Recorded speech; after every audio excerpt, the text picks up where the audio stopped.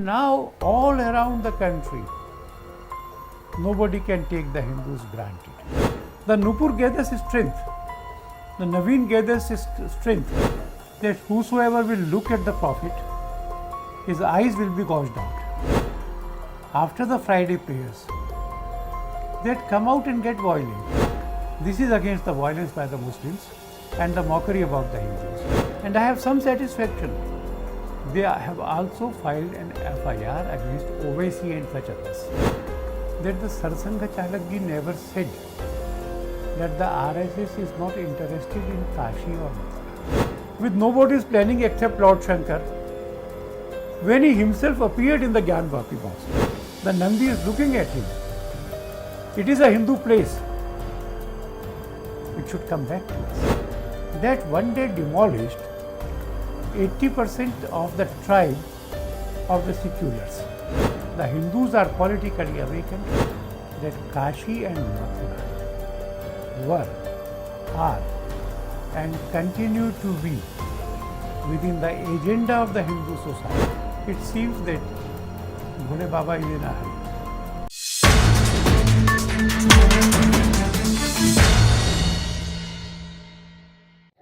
Namaskar.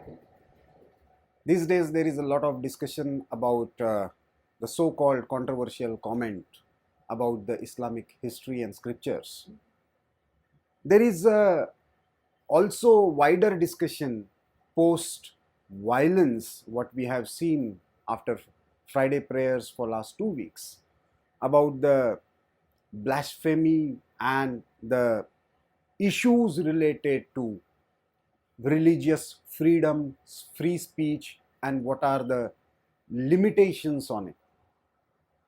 And thirdly, what kind of emergency, what kind of free speech constraint that Islam imposes on wider discussion about the religious issues. So individual freedom and religious freedom, that is coming direct confrontation with each other. And to discuss about all these issues, today we have with us International Working President of Vishwa Hindu Parishad, Shri Alok Kumar ji, who himself is an eminent lawyer. So namaste Alok ji, and welcome to this show on Organiser. Thank you. You have advantage of two things. One is you have been part of a movement also, which led in a way the Ram Janmabhoomi struggle, and you are a lawyer also.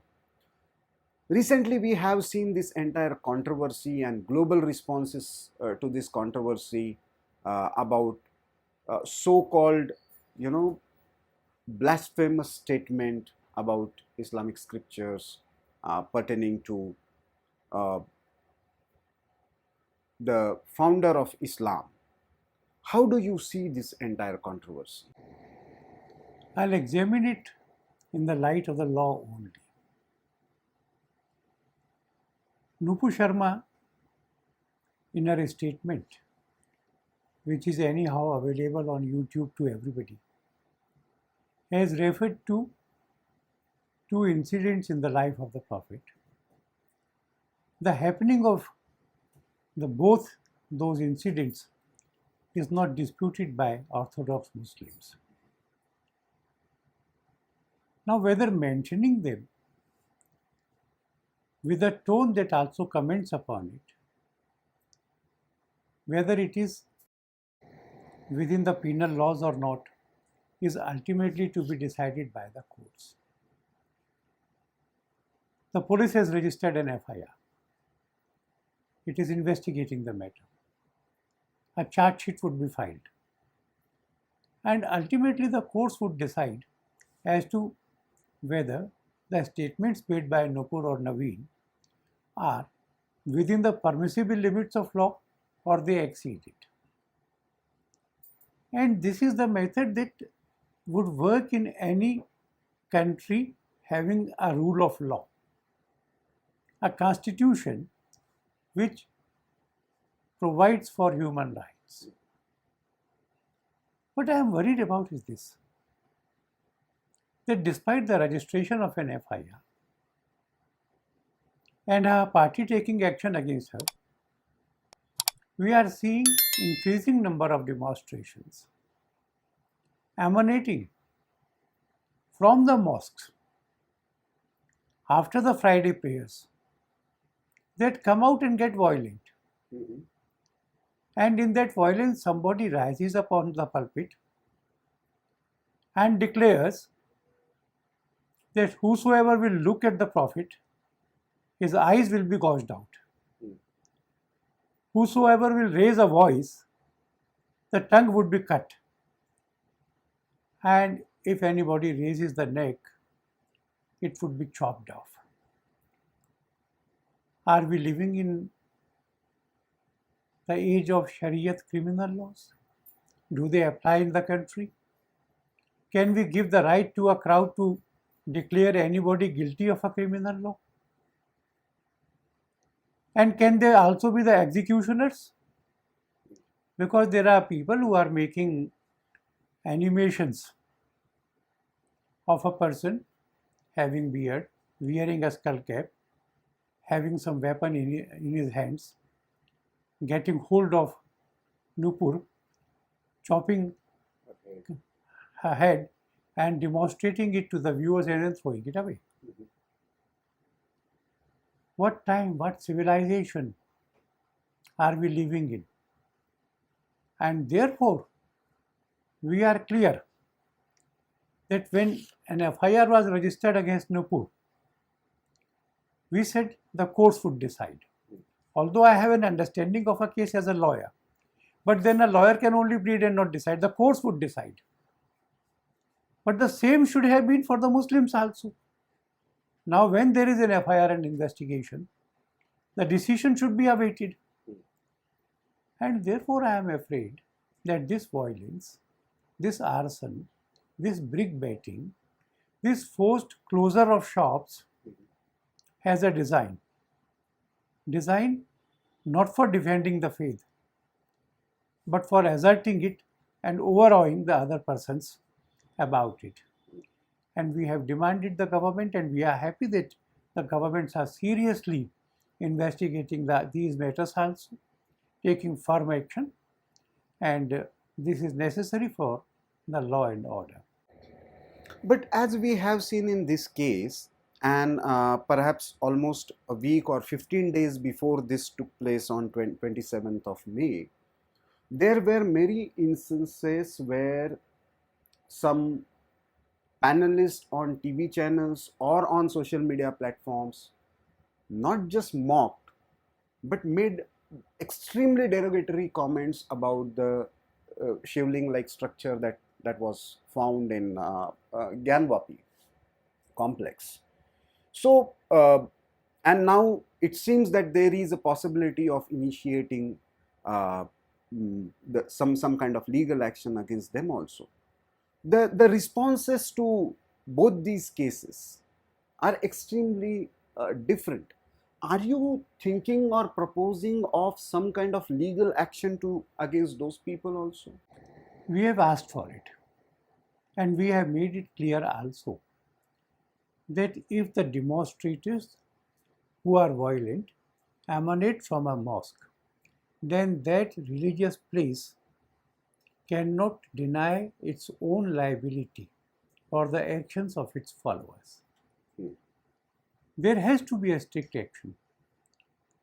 In fact, Nupur made no comment except for the tone of her speech. But then the very mention of the Prophet brings about a ridicule. There is an agitation around the world on the film made on Muhammad's daughter. But the England has stood firm and said, we will not bow down. This film is free, can be shown by everyone, and is available on Netflix, etc. also. The Islam cannot impose upon us, which it has done in many parts of the world,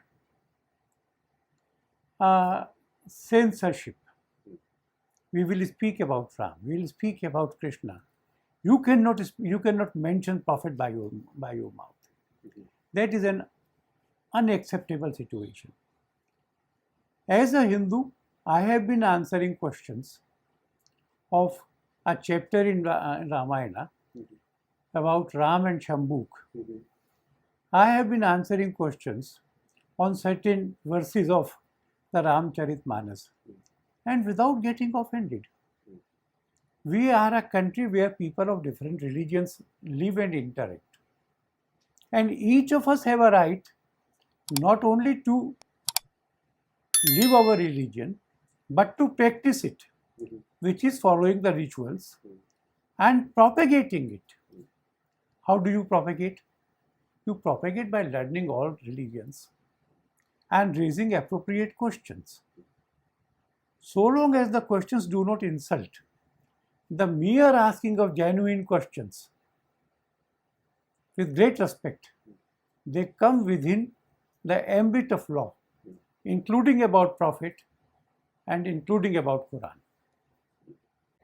But again, I'm coming back to the question that the mockery that is being made about Hindu festivals, Hindu gods, and that has been a long practice. The response of Hindu society or Vishwa Hindu Parishad, is it going to be different now to such acts?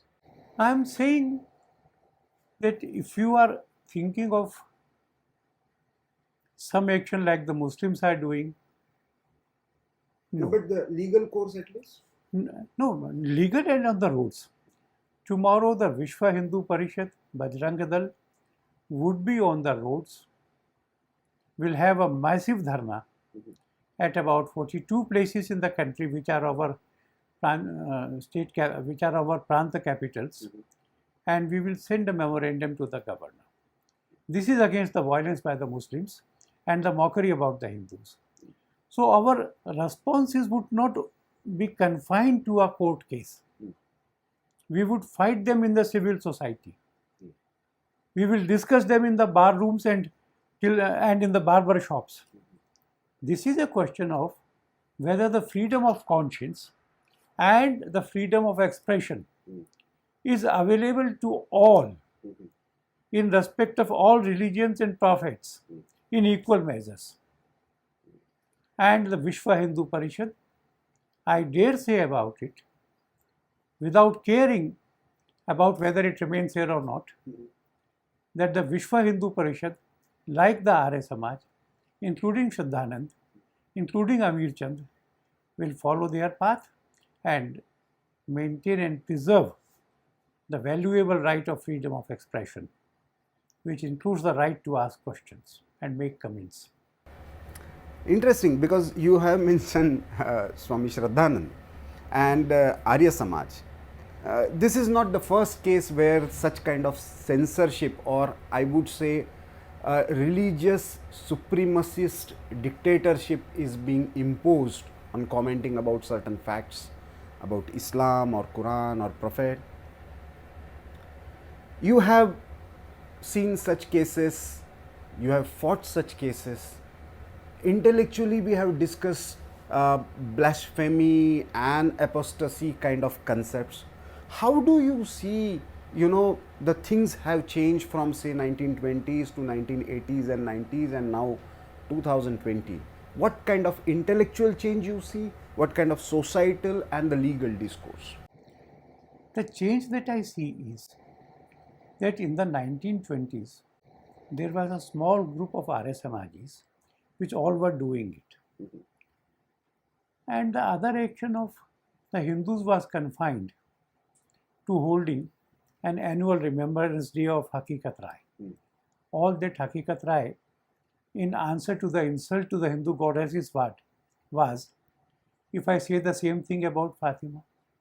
And for this one single sentence, that small school-going boy was beheaded.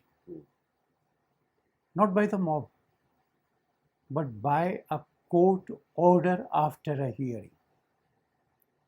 And that remains the law in many Islamic countries. In Pakistan, there is a blasphemy law, and there is a capital punishment for it.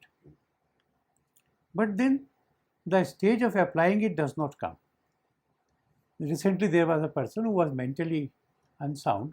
He made some comments, was arrested for blasphemy. The crowds gathered there, and they kidnapped the person out from the police custody, lynched and killed him. There was a case in Saudi Arabia when a person was sentenced to death for blasphemy. And under all the pressure of the civil society, the journalist, he was saved from hanging, and his punishment was reduced to 300 lashes. He died within 100 of them. We do not have that law. We would not have that law. We would preserve our right to criticize. We would preserve the right to criticize even those persons whom we do consider as gods, as avatars. That is how we proceed. That is, Hinduism is not a completed religion. It may be a complete religion, but it's not a completed religion. We are not criticizing the past, but we are sitting over their shoulders so that we can look farther and continuously change and reorient to suit to the modern times. This acceptance of a free discussion and this acceptance of changing the concepts and other things makes the Hinduism an ancient religion as well as a modern religion. So therefore we are not asking for a Ish Ninda Kanun. But then when somebody does it to outrage the feelings of the others, to mock, merely to insult, without any intention to reform, that's a crime.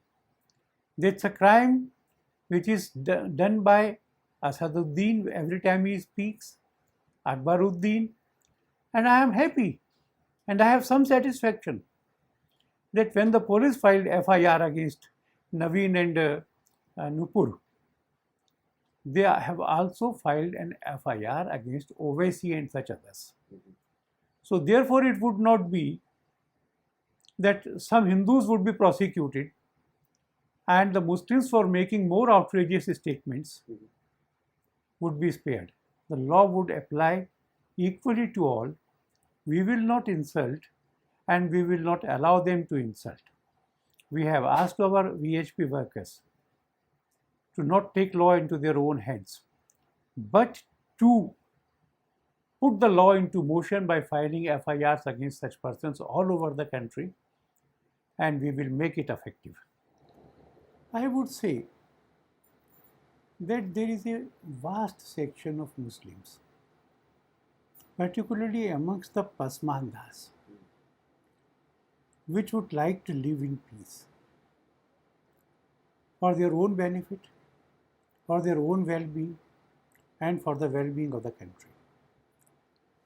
We were hearing inflammatory speeches from the Owaisis before the Ram Janma Bhoomi verdict also. Threats were issued, civil wars and whatnot. But then the verdict came, a unanimous verdict. A party won, a party lost. But we have developed such respect for the orders of the court in these years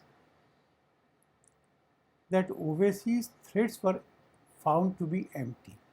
Both communities chose to accept the verdict, to live in peace, to not go on the path of violence and riots. I feel it is the same now. Let the Gyanvapi be decided. Let the Mathura be decided. The people would accept the verdict from both communities. And therefore, as I have said, and I think it is right to say, to warn the jihadi Muslims, the jihadi Muslim leadership, to not try to sway the general Muslim to a path of violence and lawlessness. The people who are poor, uneducated, living in subhuman conditions, the concerns should be their economic, educational and social well-being, and not provoking them into a mass hysteria in a Juma prayer, using them as cannon fodder for the cause of some people who wish to disintegrate India.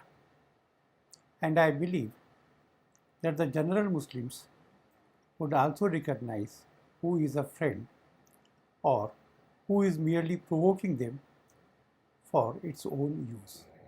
And that is why I asked this specific question, because in 1990s we have seen Sitaramji Goel's case where while he writing a book on understanding Islam through Hadith, and then later he wrote this wonderful piece called Islam Imposes Emergency in India. We have seen such debates in 1980s and 90s, but perhaps the societal response was not the same. Yes. Today we are seeing totally different kind of response. How would you analyze this? I'm sorry I did not completely answer your question. In 1920, such people were far and few. In 1947, the accepted version was, you can mock the Hindus, but then the other religious persons and concepts were holy cows. This time, India has assertively, effectively discarded that discrimination. Despite the biggest political party of the world suspending one of its members for her comments, I support Nupur trended at the top for several hours, around the globe also. The Nupur gathers strength, the Naveen gathers strength, they become heroes. People paste their posters. Why? Because they feel that when we criticize M.F. Hussain for painting offensive, sensuous pictures of the Hindu gods, and if his gallery is burnt, we are criticized. When something happens in Mumbai hotel, the entire press warns us. It is very bad, it is very sinister, the offenders should be punished. And then they tell us, they teach us. But no single community should be held responsible for it. On the other hand, in Bengaluru on a Valentine Day, in an obscure pub or coffee house, an obscure organization persons disturb their privacy. The press screams, Hindutva at it once again. So the whole of the Hindutva is painted black. This difference in attitudes, to be cautious about speaking about the Abrahamic countries, and to be absolutely free and careless about Hindus. I asked a group of my secular friends that some of my Valmiki brothers wish to sell pork, and can we adjust them around Jama Masjid? They were all livid, their eyes red, taunting me. You are at it again? If the Muslims feel offended by pork, why do it? And why do it there? It is no restaurant. And I heard their clamor, smiled, told them, nobody has suggested this to me. We are not going to do it because we are Hindus. But where did all this gyan went away when somebody declared a beef party at Maurice Nagar road crossing in the Delhi University? You did not stop them, you did not criticize them. You then taught us it's a matter of choice. It's a matter of choice. You can look into anybody's thali. This has to go. There has to be a level playing field. A level playing field not based on any diktats, but on the basis of the freedoms that we enjoy, including of speech and expression, including of understanding, honestly and intellectually discussing and questioning. the events in the life of a person and its percepts. And that we are determined to achieve. But do you think that now Hindu society, intellectual space, the so-called liberal, space that we have been talking about, is rapidly changing and ready to discuss about the core concepts like blasphemy and apostasy, which are in a way problematic and un-Indian? I wouldn't say even Hindu, but un-Indian per se, because here Islam also has many versions in Indian context. So Yes, I am happy that this is happening very fast. The Khan market gang is shrinking every day, and they are worried about it. And their concerns appear in the periodicals and newspapers of their choice. An average Indian, an average Hindu has now come round to a point where he is not shy of saying, I am a Hindu. And where he is not shy of asserting that I am a Hindu. And you cannot insult me for that, you cannot mock me for that. I think the scenario materially changed on 3 days. One was 6th of December. Another was the judgment in the Rama Janmabhoomi case. And the third, the most dramatic event, which by a coincidence came to us, with nobody's planning except Lord Shankar, when he himself appeared in the Gyanvapi mosque. And the whole day, the entire visual channels were showing the Shivling. Is it a mosque? Every Hindu asked himself, my Lord Shiva. Some people say that it is the original Tadakeshwar Mahadev in the original temple built by Raja Todarmal. Some others say that it could be the Jyotirling itself, Visveswar.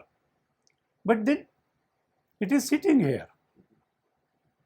The Nandi is looking at him. It is a Hindu place.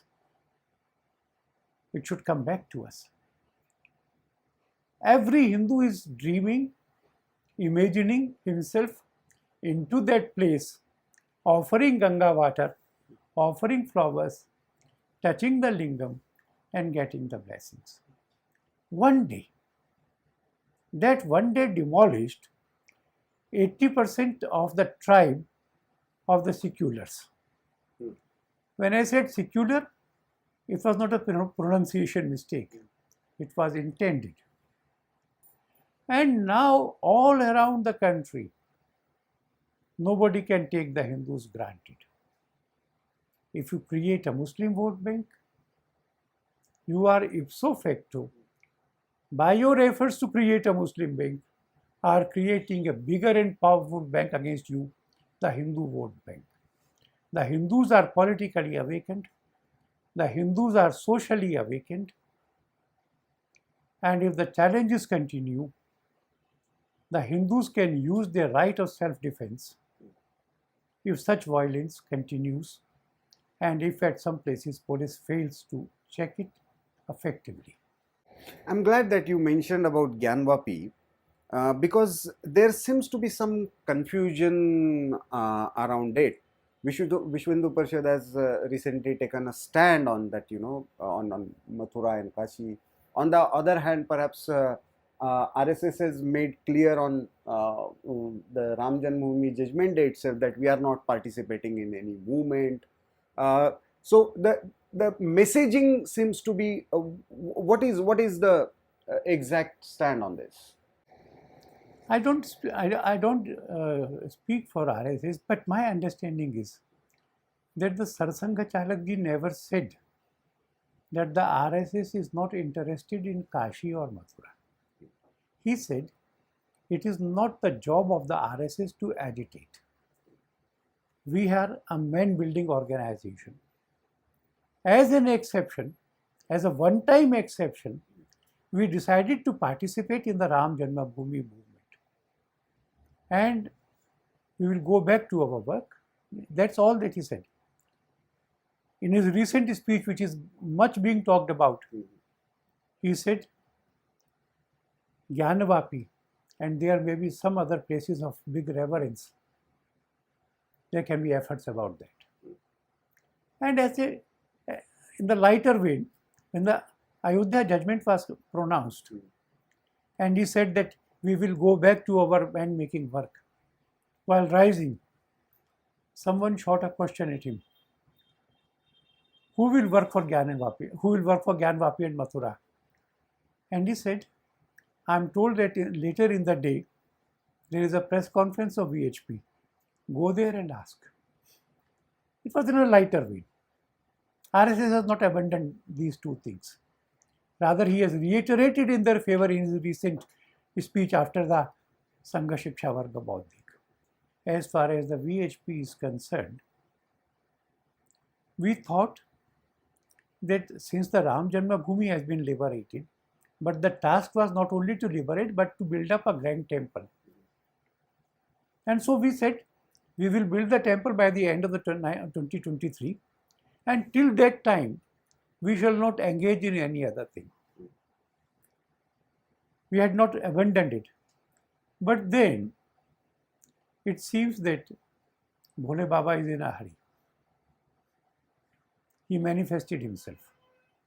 And today I have no hesitation in saying that Kashi and Mathura were, are, and continue to be within the agenda of the Hindu society. We dream of, we strive for, and shall realize they are coming back to the Hindu society. And with one caveat. The caveat is the matter is in the courts. We shall await the judgments of the court. We shall get them back by campaigning within the realm of law and constitution. But then, yes, and certainly. Last question, Alokji. There is a lot of talk about all these issues at the global level. We have seen international pressure being exerted, even in this particular case, when BJP spokesperson was suspended from the party. There is a global narrative that Muslim genocide is being carried out, Azan is being banned, bulldozers are being misused, this kind of thing are being played, and there are many questions that are being asked. Don't you think this is creating a pressure for the government, for investment, all over India's image, that it is becoming a very blatantly Hindu state? So how would you respond to this? Because as an international organization of Hindus, ultimately you'll have to face this outside India also. Two things. I would remind you that when Pakistan was created as an Islamic state, the Indian Constituent Assembly unanimously decided to make India not a Hindu state, but a secular state. It was by consensus. It is as per the ethos of our culture and civilization. As a nation, we are a Hindu nation. The state is secular. The state does not discriminate. And so it shall be. One. Two, about the pressure. True that a few governments and a conservative section of Muslims is against us without actually knowing what Nupur said. But then the societies in the world, they are with us. They are supporting Nupur. The ex-Muslims are supporting Nupur. All over the world, the people who respect democracy, including amongst the Indian Muslims, the freedoms are important. And those freedoms cannot be bartered away by anybody's blackmail. Today's India can stand up. And sometimes I would remind myself of a 56-inch Kasina. we can stand up, look into the eyes, and tell some countries who are lecturing us what is your own record of the human values and the human rights, the Hindu rights of minorities in Pakistan, in Bangladesh. The Hindus are not suffering any discrimination in Afghanistan because all Hindus have migrated from that country. 3. There is a dent in the perception. And the perception, including the amnesty and others, I do not know if they are honest, but then the perception is that certain sections are being persecuted. That sections must be put right. The recent victory of the VHP in the country has also been described as a victory for social welfare schemes. And there is no criticism that any distinction was made or any discrimination was made in the grant of those freebies, be it making a house or having tap water or purchasing a gas cylinder, having an electricity connection. It was given to everybody who was entitled to it. There is not a single complaint that anybody was denied any of these things because of his religion. It is sometimes funny to me that a leader will go up to the pulpit, he will shout, "Chaukidar chor hai," and then he will ask all his audience to join. And some people would answer back, "Chaukidar chor hai." And then he would make unfound allegations. Then he would say, "Dande se marenge." After saying all this, he comes down, looks at the press cameras, and would say, "There is no freedom of expression in this country." That's about the Muslims also. The things that they say at social media, the things that they have said in these days against Modi. So long as they are against Modi, the law says, go on, do it. So long as it is political, the law says, all right, I disagree with you, and I'll defend to death your right to say it. The state interferes when only it exceeds the law, including 153 or 295. So this perception war, an adequate strategy is to be devised